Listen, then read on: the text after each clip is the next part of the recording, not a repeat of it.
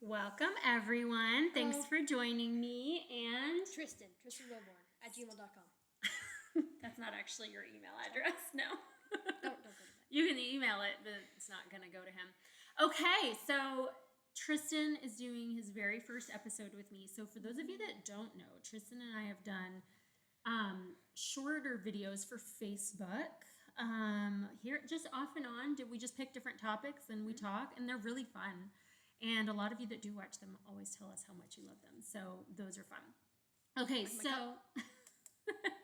all right, so I've asked Tristan to join me today. So first, why don't you tell, for those people that don't know haven't watched you on Facebook, tell us a little bit about you. All right, my name is Tristan. I am 12 years old. I am male.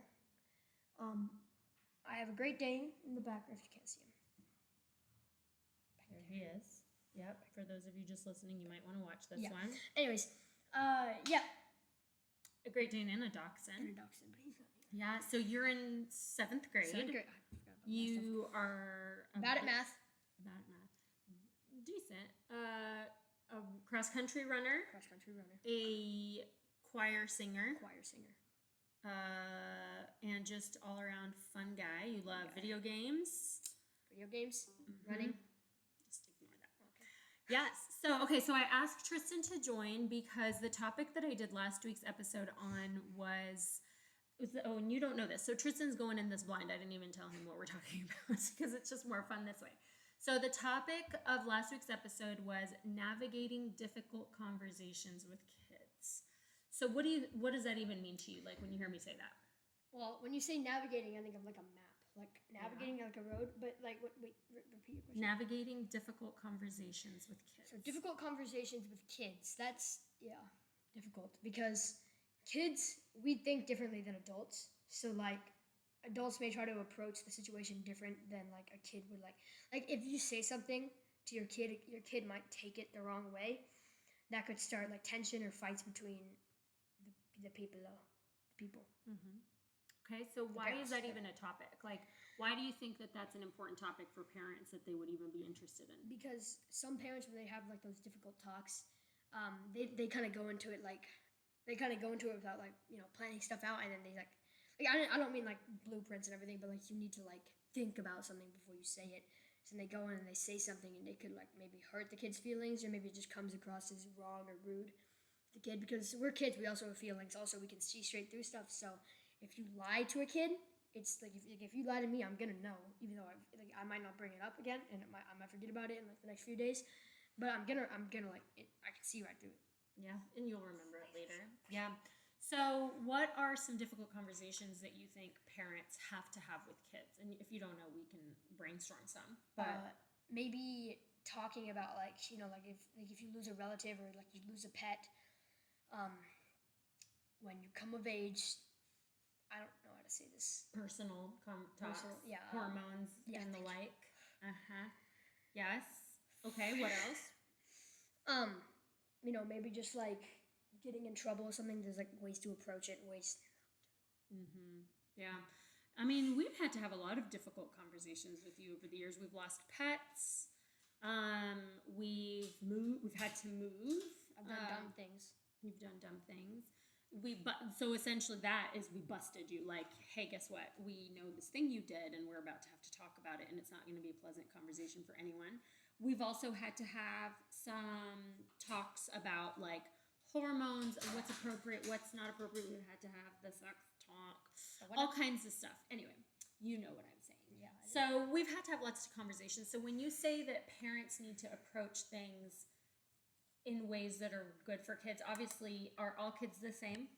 No, all kids are different. That's why it's like having a good connection with your kid is also important in the situation, because like if you don't spend time with the kid, if you're always at work, like I get some jobs take a lot more work. Like if you're a surgeon and you're on the job a bunch, like you're moving heart from down here to here, whatever.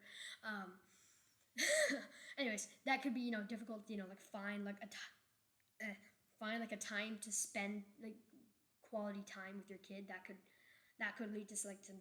It makes it hard to talk to your kid about like important things, because then just like that bond is not there. Yeah. So it's easier, what you're saying, I think, is it's easier to have a conversation about something difficult if you have a good connection with your kid. And also, it's like building up to it. You don't like walk in on your kid while they're like studying for like a test, and they're like, "Okay, Grandpa's dead." True. Yeah, you should You probably gotta ease build into up to it. Yeah, ease into it. Thank you. Don't into like walk into their room, Yeah. like tear-strewn faces. Like, You know, also, I was thinking the topic of a difficult conversation can not be interpreted the same by both the parent and the child. So, for example, if you as the child are going through something that's upsetting you, but I don't think it's a big deal, like what if you're really upset because you've spent a lot of time playing a game and you just lost? this has happened before. This has happened before. And the upset, like you will have big emotions about like, I just wasted all this time and I lost. And I'm gonna be like, it's just a game. So I've had to learn how to read the room, how to know if something, and vice versa, right? Like kids, you have to learn when to be direct and honest versus when to be more compassionate. But as parents, I think that, the bigger responsibility is for us because we're the ones that are more in control of emotions, or at least we try. So if you're going through something that I don't understand, what are some things that you think, what good advice you have for parents who are going through something like that? Well, you're gonna want to try to don't yell at them. You want to try to figure out what's going on before you do anything. Because if you assume that your kid's so let's say I'm playing like a game on my phone, right? And I get a text about something. If you just interpret, and this is like an example, if you interpret that it's about the game, then taking away the game might not always be the. Okay, let me back up. So don't assume that something's something. If I get don't assume that it's because of the game, because you don't know that it's because of the game. It could be because of the text, but you don't. Got it. No, I get what you're Try saying. to break it down to them. No, I get it. So you're saying always ask, get more information before you react. Yeah. But sometimes it is the game. So what if you have a big explosive reaction because you just lost a game? There's two parts to it. There's understanding why you're so upset, and there's managing the behavior, right? So I can be compassionate and be like, oh man, I'm so sorry, that sucked, but also calm down, right? But also don't yell, but also you don't need to punch the couch, right? So yeah, and so, but actually, I've stopped punching the couch. I've taken to screaming into pillows. it's true. And look, I get it. I've played games with you, so I know that there is a lot of frustration. I also know you're 12 and you don't always know how to control yourself. But for the most part, you do a good job. But there are times where, what we've had to do that's really frustrating is, hey, we gave you too much freedom with your game. You've been playing for way too long. Now we've crossed into this point where your mood is also impacted by this, overstimulation. You've just been playing for too long, so your tolerance for frustration is lower, and so now you're angry because you lost the game or something happened, and you're really tired and you're overstimulated, and I'm having to figure out how to manage all of that when all I want to do is throw you through the window because you're overreacting. So I have to stay calm. It's not going to help if you're yelling about your game. It's not going to help for me to now start yelling at you, right? So I have to control that. But I also have to put in certain things ahead of time and not allow you to get to the point where you've spent 7 hours playing a game. Guilty. Totally. And we're guilty of that. My husband, your dad, and I are guilty of that because sometimes time goes by, we're all hanging out, we're having a lazy Saturday, and you play for too long. Before I know it, you're kind of you're just disastrous. So we have to be constantly working together. This relationship, right? Now there are certain things, stop it. There are certain parts of this that are my responsibility, and there are certain parts of this that are your responsibility. So what about when you want to talk about something that's difficult? If your feelings got hurt about something, or something happened at school, or maybe you did something and you want to confess all your deepest darkness. Okay, so the last one never really happens. Okay. I'm not joking. Okay. So are there any examples of where a kid could need to initiate a hard topic with a parent? There's going to be times like that, but there's also going to be times where we're going to be trying to hide something until if we have a helicopter and we're trying to hide something in that helicopter, there's going to be times where we're driving until we run out of fuel and then we crash and burn to the ground. Like, Excellent. see where I'm going with that? Yeah. So basically, you're stubborn. Yeah. Children can be really like you think if I had a you whole just analogy and you just stubborn. if you think that you lie about something and you stick to the lie because you somehow in your mind think that you're going to get away with it, even though we know. So basically, we're advising parents to be really skilled in the art of detecting and approaching dishonesty. So if you're doing something bad, and I know I've found out about it, if I come in screaming and yelling at you, is that going to help? No. Okay. So it kind of connects us back to your earlier point. Not only do we want to have a good connection with our kids to be able to talk about hard things, Don't scream at that. we also don't want to damage a relationship by handling something bad. So what do you think? What's your opinion of parents that yell at their children? Please stop. It doesn't do anything but like either scare us or make us more. Like if you're yelling at me, like if I'm doing something, you come in and you're like yelling at me. My first reaction, I never do this. I don't think I ever do this. First reaction, yell back. Take the fire and throw it back. Do I yell at you? No. I raised my voice at you? Yes, I think I can remember one time you yelled at me. I probably yelled at you Maybe before. once. But I've yelled I was my like- voice. I'm sorry, I've raised my voice. Like I have a very strong. But mom there's a difference. voice. Probably talk to your kids about this. There's a difference between raising your voice and yelling because for kids, for kids, yelling and raising your voice it's like the same thing, but it's all the way up here. Like we interpret like you could be like talking like hey, and we're gonna be like, wow, you're screaming at me. Right. So building the relationship, talking about the difference, maybe giving your kid an example of this is what my firm mom or dad voice sounds like, and this is what screaming, right? And so being able to give examples, but also, what happens if parents make a mistake? Like, let's say a parent loses control and yells at a kid. What should happen? What would be a good way to heal through that?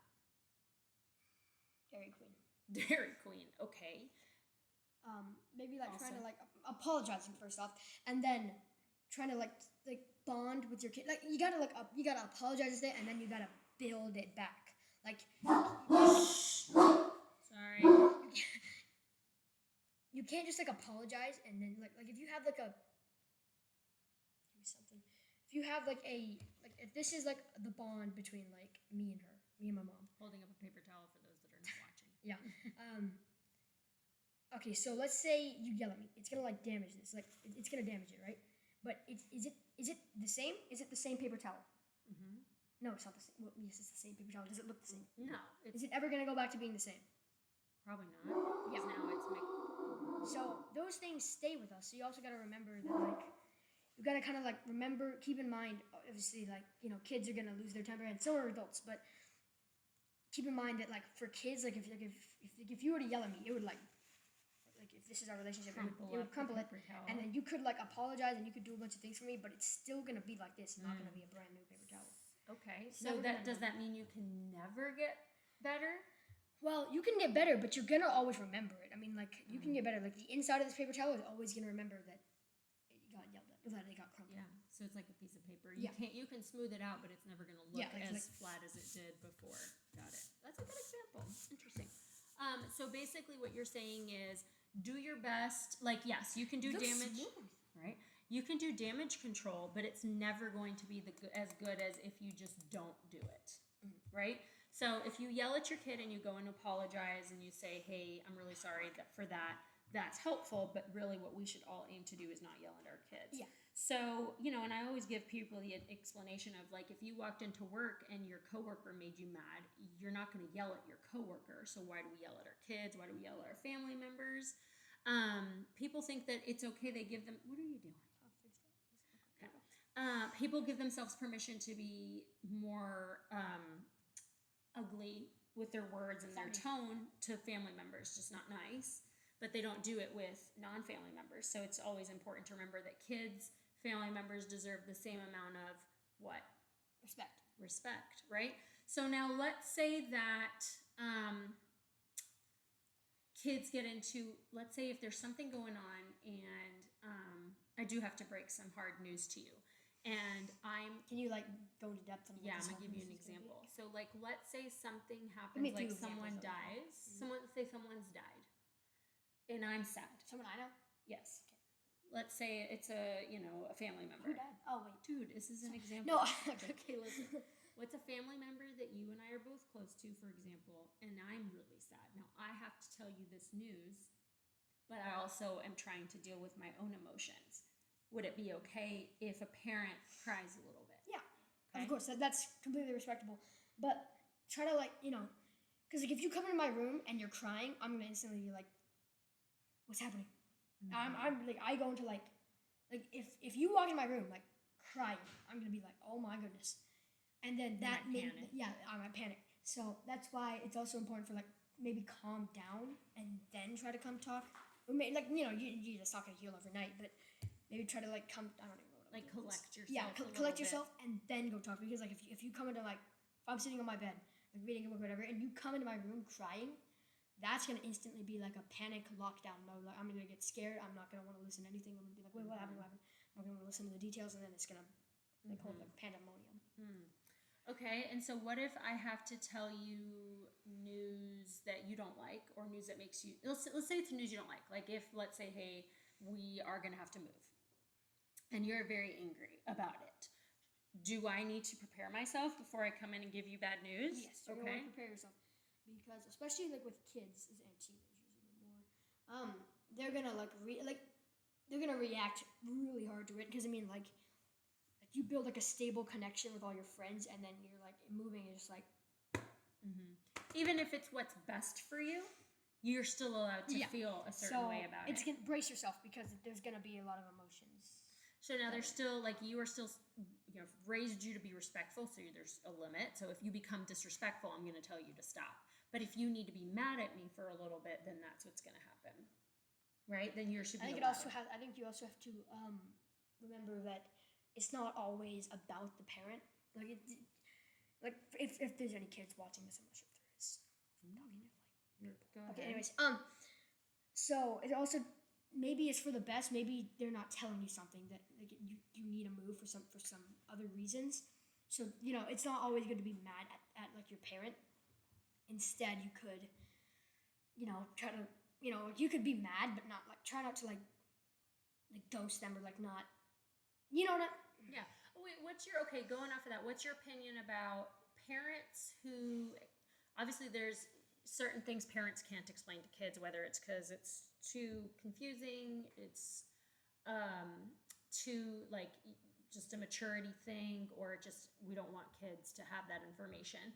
But what's your opinion about parents who don't explain anything versus parents who over-explain?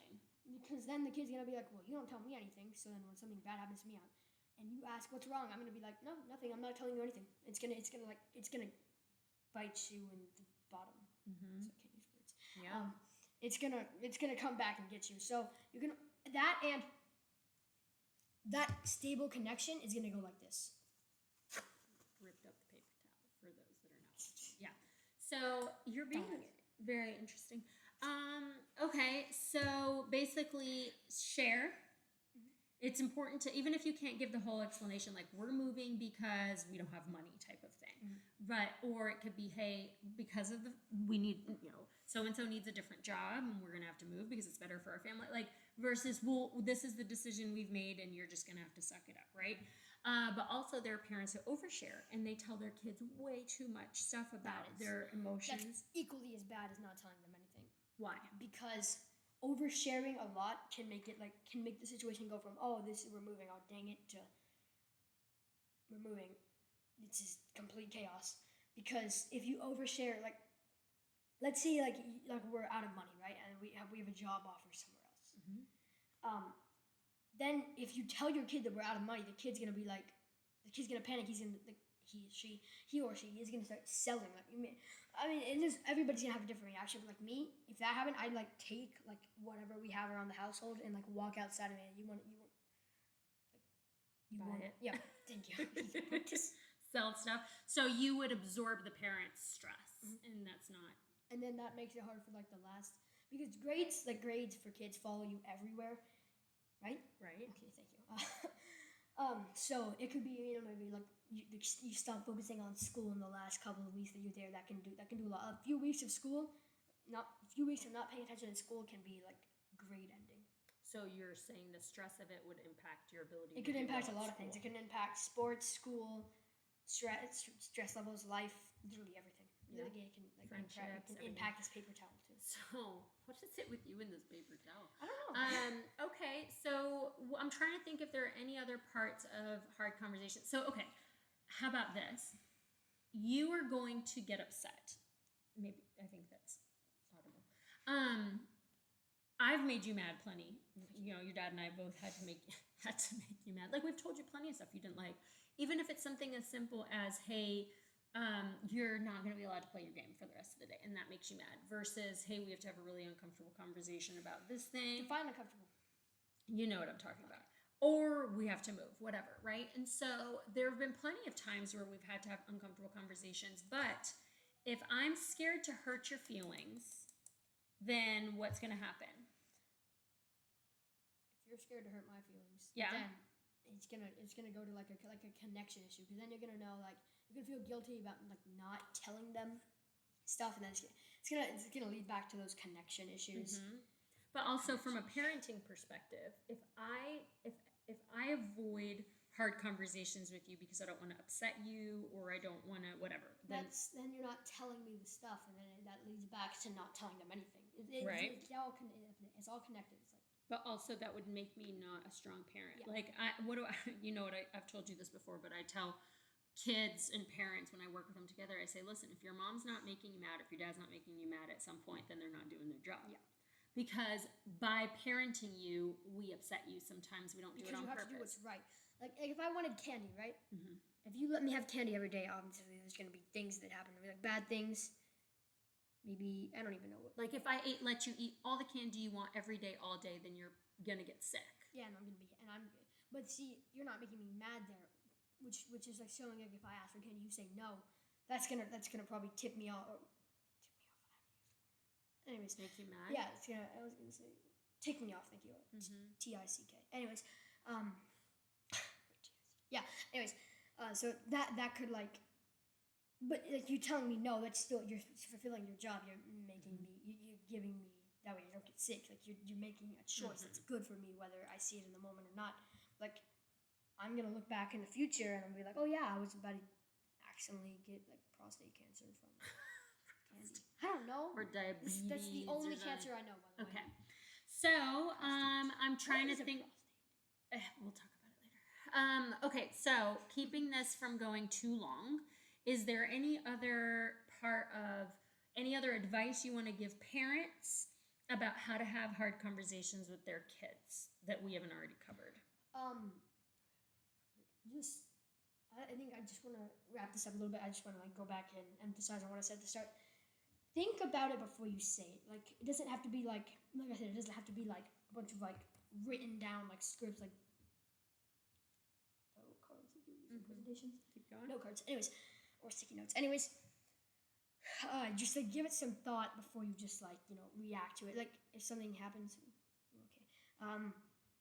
just give it some thought before you say something, because then it could you don't want to just rush in and say something. You don't want to take too long on something. That way you want to get it done as soon as possible, but you also want to give it some thought. That way you don't upset. Mm-hmm. That way you don't get upset, or that way you don't upset your kid. So there's no you're never going to be perfect, but make an effort. Try. Be what's one of my favorite words? Respect. That one's a good one. Intentional. Be intentional. Do it on purpose. Whatever you're gonna do it on purpose. Because if you don't give it, if something's important to you, but you don't put in even just a little bit of thought about how to do it right, then you're not really doing it in the way that it needs to be done, right? Okay, so thank you for your perspective. And maybe we'll have you do another one on a different, you can put your turkey hat on. We are leading up to Halloween. Halloween? Sorry, Thanksgiving. There you go. Should have had you do it this whole time. No. Just make this. With that. There you this go. Is going to be the thumbnail. All right, folks. Well, thank you for joining us. Again, if you want to see more of our fun videos, we have lots of short ones on Facebook. So make sure follow us. I'll put all the links in the show notes. Bye.